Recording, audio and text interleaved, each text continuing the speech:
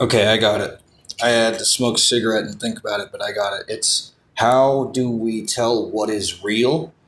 How do we tell what is true? And how do we tell what is good or right? And if you're on the side of being, if you're on the side of the Western culture, if you're on the side of the periphery, on the contact point of interactivity between oneself and the world, if that's how you tell what is real and what is true and what is good, then you're a realist. You're an objectivist. You look at what is objectively real, true, and good. So you say that if we're going to talk about objective ethics, there is a type of objective ethics, and it's deontological ethics. And the reason that deontological ethics, as opposed to consent-based or relative ethics, and subjective, or I guess you would say virtue ethics, is those are the three types of ethics. So whichever type of ethical system that you're serving, that's your master. That's the absolute that you're serving. And we can only pick between these three absolutes. If we try something else where we say, well, actually, what I'm going to serve is something that can't even be defined, then fine, that's your God. That's who you serve then. Fine.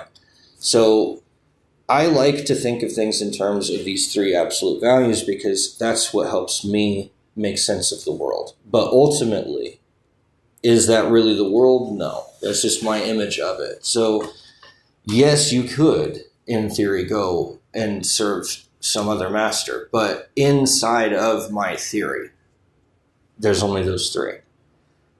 Beyond the theory, yes, then it becomes possible. But by that point, we're throwing the theory away and we're saying that ultimately everything is being caused by something that we don't really fully understand or comprehend. And that very well might be true. I don't think that it's possible for the theory to go so far as to say that there can't be any possibility for something existing beyond what it can discern, because then it would claim that everything is discernible. And I don't think that that's the case, because if everything were discernible, then there wouldn't be so many paradoxes that exist. Or like, for example, Gödel's theory that incompleteness theorem, that there are things in math, for example, that could never be proven.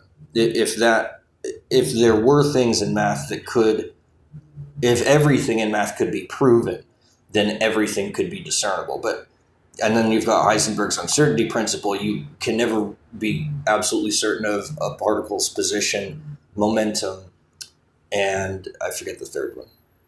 There's a position, a momentum, and I can't remember.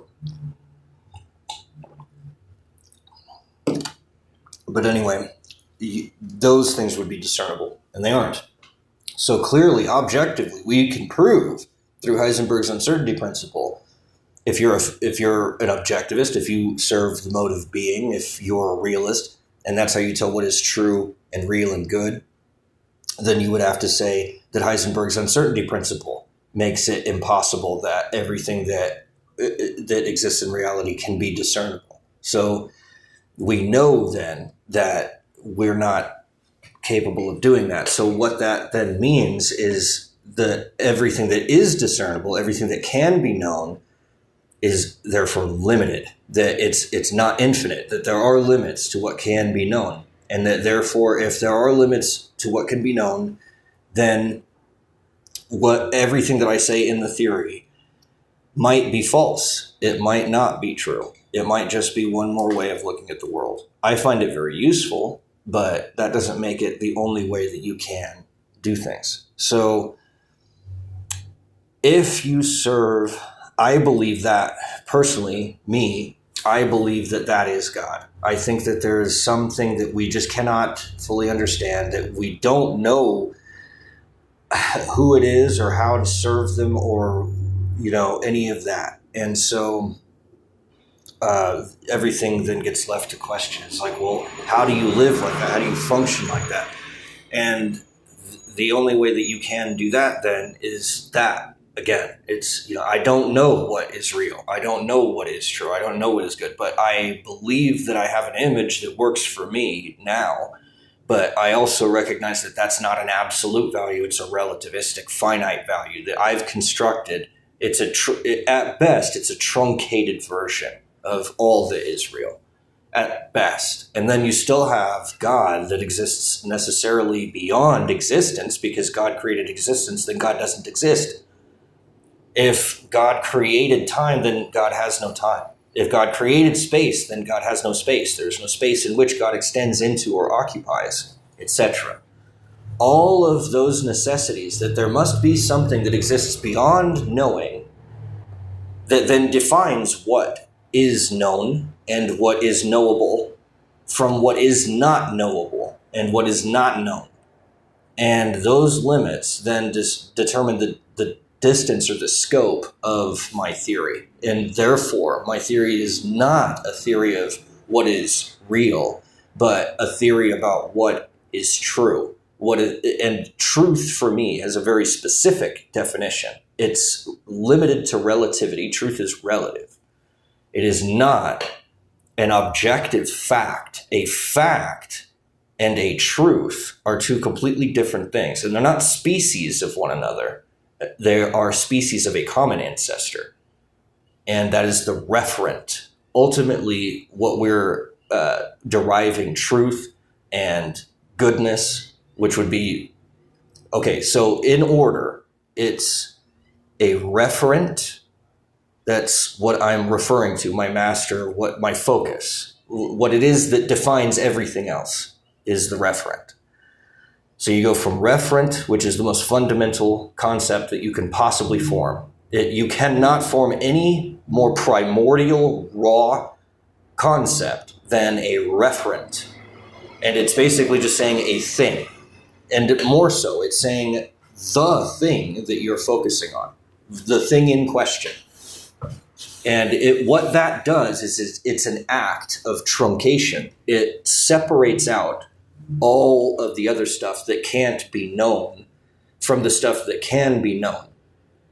So the referent is a relativistic act of truncating or shrinking or condensing, which is an artificial act because it isn't condensed naturally, as we had already said. If everything proceeds from an ineffable source, then everything is ineffable, ultimately. If everything emanates from someone or some source that cannot be referred to, at least not directly, can't be made into an image that I can see, then I can't refer to what that is, because the moment I refer to it, I turn it into a referent, and it's more fundamental than a referent because it's defining what a referent is. And referent itself, the act of referring, wouldn't be able to exist without God having already defined that. And so, given that, given the necessary distance and separation that we have from our Creator, that everything has from its Creator, that nothing can create itself, therefore there must be a distance between the cause and the effect, between the Creator and the created. There has to be that distance, and that distance is itself I. It's an indiscernible distance. You cannot discern that distance between the Creator and the created, between the cause and the effect. You can't discern that. Now, you can refer to that, but by referring to it, you're artificially truncating and condensing it into something that is less than what it actually is and more just a label or a pointer or a pathway to or an implication of or a fact about or a truth about or a reference to, but not it itself. It itself escapes all that. So then, the theory is limited necessarily by it being a theory to the field of relativity. That's the explanation. That's the realm within explanations can exist. Any explanation that attempts to extend beyond the field of relativity and start making claims about what is actually real and true and good in the objective world, for example, and say, I know for a fact what a substance is. I can describe to you what materia, qualia itself is. Well, then you know that person is a madman. They're mad. There's no fucking way. They're insane, because you can't do that. It's a complete non sequitur. It's totally illogical to say that you could somehow render a substance in terms of a conception of substance. That you can't have a substance occupy the position of a conception of substance. You can't have both of them occupy the same place, because you can't have something that creates itself. You can't have something that stands on its own head. It's circular. It doesn't go anywhere. It does not move. It does not have enough room to be anything, because everything has to extend into space and time. It has to have a distance that it traverses, therefore, a beginning and an end, and etc., in order for it to be a created thing, in order for it to be existent. So there are limits to all these things. And basically, this theory, it's trying to recognize its own limits by saying that there aren't just those three. You could theoretically have some other option that is an escape from all of that. Yes, you can. But there's no way that I would be able to discern whether or not you did. There'd be no way for you to discern whether or not you did. There's no way to know whether or not that actually happens. It's just something that would be an intuition at best. And even the intuition is off, because the intuition is less raw than the thing itself. It's like, how do I say that? It's sort of like trying to take a point, but then turning that point into a pixel that represents the point. And a pixel is a block. It's a square. It's got a shape. The point doesn't have a shape. So when we make that transition from point to square or pixel, we artificially distort the shape of the point, because a point doesn't have a shape. And it's sort of like that. Every time that we refer to God, every time that we refer to the ineffable source of creation, we always miss the mark, because to point at it is to miss it. And so, when I say that our personalities are based in these three absolute values, and that those are our masters and all of that, I suppose I should say that those are our middlemen, and that the things that we don't know, that we don't have an explanation for, that we don't even recognize, are actually the things that end up causing us to serve those three masters that we can discern. So that by the time we end up with those three masters, we've already gone through an entire process through which I can't even begin to explain, that no one would ever be able to explain, because it's not explicable.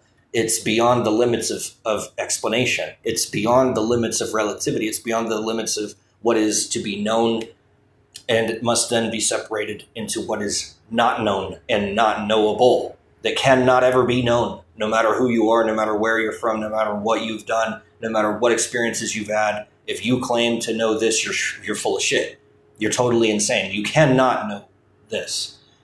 If you say you know it, then you're misconstruing the word know. The word know doesn't mean I feel as if it were the case. It means it actually is the case, and that you can prove that. Well, the only thing that you can do that with is objects in mathematics, for example, logical, philosophical, abstract concepts, and other relativistic two-reference systems. They can't be reducible to a one-reference system, and then you claim that you know it. You can't know anything about a one-reference system or a three-reference system. You can know things about two-reference systems. You cannot know about one reference system. You can know they exist. You can know that there is such a thing as, but you can't prove anything about it. It's too fundamental. It doesn't fit. A two reference system means that there's two and only two referents which are independent from each other. And you can discern the difference between both of those things, but those are the only two things that you can refer to in that space in order to see them. And the classic example would be two spaceships in space. One of them is static, the other one is not. And the question is, which one is which? Well, you can never tell if you're on board. You'd have to occupy a third position in order to make that kind of a statement. If there's only two reference, you can't tell whether you're the one that's moving or you're the one that's static. All you know is that the other spaceship looks like it's moving relative to yourself. So a two reference system is therefore relative. It exists within relativity, and that is what can be known. Everything that is beyond that is not knowable. It's something else. So you might say, if you were to move beyond that to a third referent point, let's say you're now in a third spaceship, now you can tell who is moving and who is not moving. And the reason that you can suddenly tell who's moving and who isn't moving by occupying a third position is if you've got two of them that are static. It depends on how they're arranged, right? So let's say all three of them are not moving. You would know that, right? Because you wouldn't see any movement. No matter which spaceship you're on, you wouldn't see any of the others move because you're all not moving. If one of you is moving, both of the other two will agree that that one's moving. And the one that's sitting there will say, well, from my perspective, both of you guys are moving, but I'm not moving. And so they'll have that kind of an arrangement, that kind of an agreement, where at least two of them will be able to converge on one answer. And it's in that convergence that we then see the transition from knowing into a fact. And facts are objective. Three reference systems, truths or knowledge have to deal with two reference systems, and intuitions or gut feelings occupy one reference systems. That's what I know about what I feel. That's inside me, because that makes me the referent. And then I'm the only one that knows that. Or I wouldn't know it, but I would intuit it. Whatever my intuition is, that's my one reference system answer to the question at hand, whatever question it is. If I reduce the answer to something that is subjective, it's one referent. It's just me. It's just what I feel. It's just something I personally experience. And then I say that, and you may be able to understand some of it, or maybe not. Maybe it is gobbledygook to you. So that's a one reference system. And then I can render that into a two reference system if I wanted to by saying something about how logical it is and using logical abstraction to refer to it. Instead of my own feelings, I would extend that into logic, and I would extend it into a logical framework that you could then use to converge at exactly the same conclusion that I draw. But by that point, I've then turned a feeling into a truth. And then if I wanted to extend that even further, I could then apply that truth to a real world example, turn it into a three reference system, and now it becomes a fact that we can not only converge on, but we can predict. And we can say, in the real world, I can predict that this is going to happen by extending what I know to be true out of the two reference system and adding a third referent. Then I can then extend that into a scientific prediction about some physical, empirical manifestation. So empiricism occupies the three reference system of objectivity, or if you'd like, the mode of being. So each of these modes, each of these three values can then have a corresponding referential system. And those referential systems have a corresponding dimension. And there are an infinite number of them. There are an infinite number of dimensions. And you can take the same information and translate it all the way from the zeroth dimension, which is subjectivity, which is a one reference system. You can translate that information all the way to infinity. But the difference is every single time that you extend it, you're either artificially extending it, or it was already extended like that, and you artificially had reduced it to get to the one reference system. In either case, there's an artificial distortion. And the question is, which direction is it coming from? Is it coming from me by artificially extending my own personal feeling into what I feel to be known to be true, and then extending that into a factual prediction, and then extending that beyond that, blah, blah, blah, all the way to infinity? Or is the error coming from the opposite direction, where it actually is that complex, and I'm not artificially complexifying it, it just is that complex, and I've artificially reduced it into my own personal feeling and subjective experience of that complexity, rather than focusing on the complexity itself. But in either case, if I were to take the same information that originated either in zero-dimensional space, the subjective space, if it originates there and then I extend it all the way to infinity, I will end up with an error at the end. If I take it from its infinite point of view, and that's where the information naturally originates, and then I artificially move that all the way into my own subjective feeling about it, that's an error also. And this is what I think most people are talking about when they say feelings are not facts. Feelings don't change the facts. Where's the error coming from? Is it that I'm treating a fact as if it were a feeling? Or am I treating my feeling as if it were a fact? And in either case, I perform an error. But the problem is that no matter which way I'm processing that information, I am processing an error.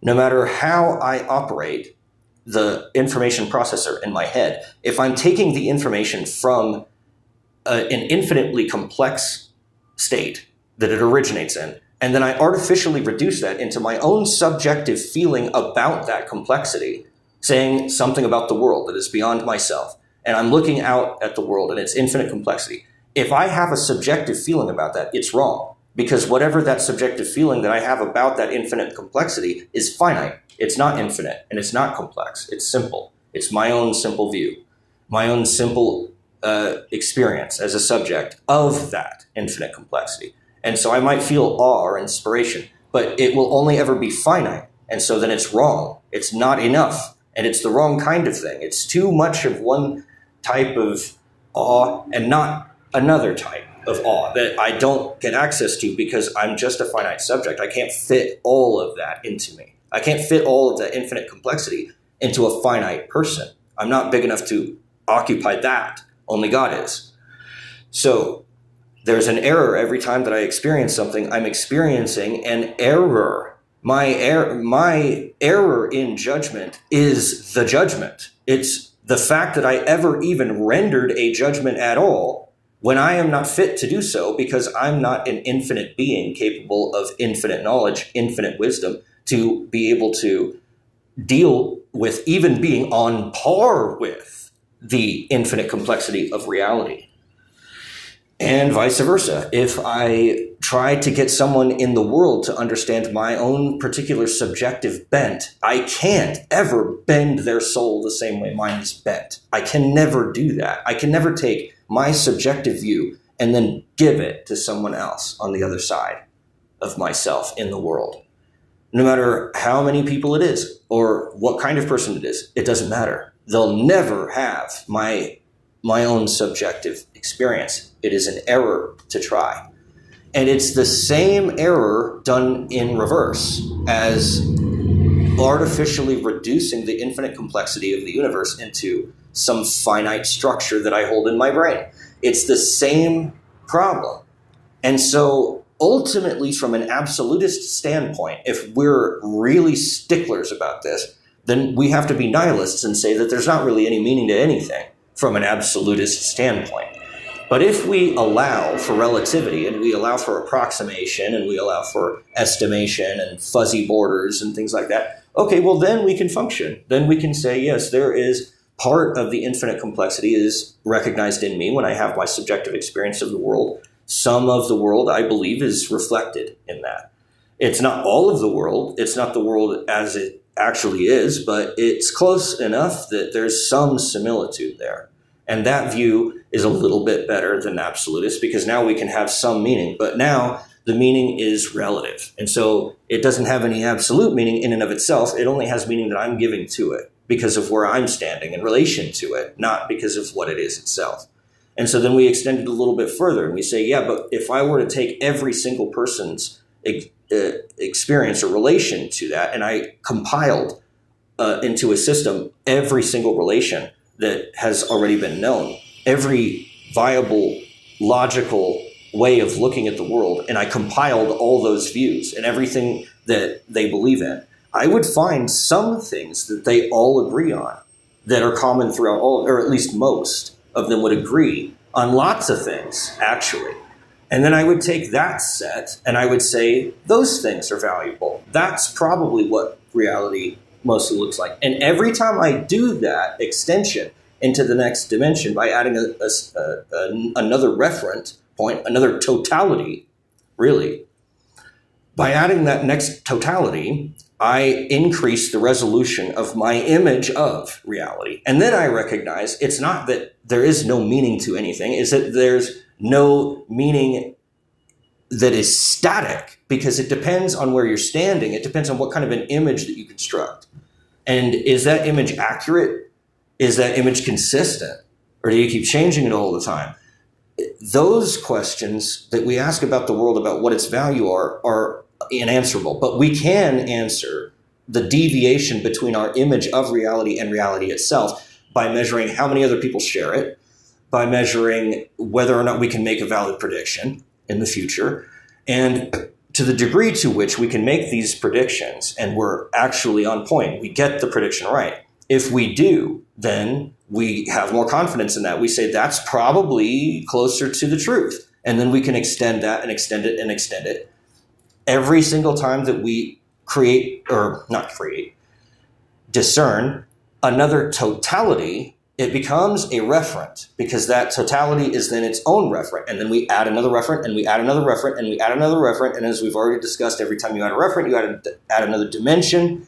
And every time you add another dimension, you increase the resolution. And as we move closer to the periphery, which is the infinite dimension, we finally get to infinity D. So you've got 0D, 1D, 2D, 3D, 4D, whatever. Infinity D, the last dimension, is the one in which we have perfect resolution. Here's the weird thing. What is beyond that infinite dimension? And there has to be something beyond it, because as we've already seen, with the 0th dimension having one referent, and the first dimension having 2 referents, and the second dimension having 3 referents, and so on and so forth, then at the very end, when we have at the last dimension, infinity D, then we have infinity minus 1, plus 1 as our referent. So infinity plus 1 would then be our referent for infinity dimension. So if at 0D we have 1 referent, then at infinity D we have infinity plus 1 referent. So what the hell is that? Well, that's God. You see? So I'm making a reference to something that can't be a referent, because I'm adding a 1 to infinity. And that's what it's saying. It's almost a joke. It's like when you get to the end, you get to make this referent known to yourself that is infinity plus 1. It's everything. It's every totality. It's every other referent that you could come up with. Any referent. And it combines them all, and then it says plus 1. Something else beyond that. Whatever that thing is impossible to render into a logical format, because it's trying to say that something that is defining what a referent is itself a referent. In other words, it would be like saying the definition of definition is definition of definition is definite, and it never finishes. It never tells me what that definition is. It just keeps attempting to define itself. And that's what happens when you try to take God and put him into an image. And this is why it says in the Bible not to make of God a graven image. Because if we try to turn that infinity plus 1 even into infinity, it's still wrong. Even if I say that I'm a pantheist and I believe that the combination and totality of all things in existence as one whole unit is God, that's also wrong. Because what is the dimension within which it is occupying? What is beyond that referent? And you see what happens. And that's that relativity again, because you've got the referent itself which is one referent, and then you've got the dimension, or the field within which that referent is embedded, as the second referent. And that is how you build the two reference system of logic and relativity and knowing and truth and all of that. And that's why when you get to that state, there is no more truth, because truth can't fit in that.